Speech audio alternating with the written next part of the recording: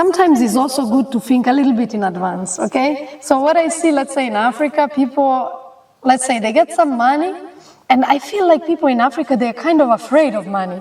Like if they have money, they're like, oh no, someone will want my money, I need to put it somewhere, I need to do something.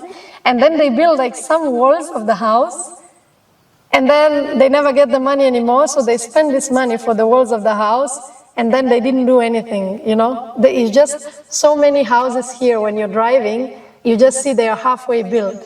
And it's a shame. Like me, if I would need to give advice for someone African who gets money, I would say to him, get yourself a plot, like a 1 hectare if you can, get yourself a plot, and then start planting trees.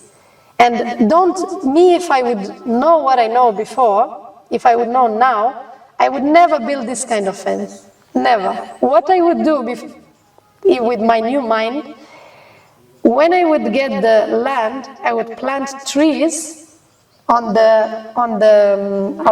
the land, because the trees will grow. And then between the trees, I would put bushes like this, and I would put even pointy bushes, and I would just let them grow, and I would make a small house, and then I would focus on the garden, because garden is forever, but the house, it will disappear after a few years. So, and this is all free. Again, you can take a branch from this and you can just plant it, especially before the rainy season is good, you plant it, and then it's growing by itself.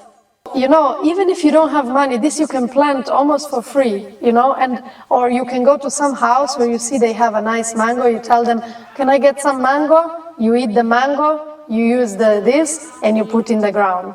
And you're working slowly. But after 10 years, you will have a garden, everyone will just say, wow. And you didn't spend any money, but what many African people, they do, they buy car, they build a wall, they build house too big, you know? And then they're struggling, but they wouldn't need to struggle.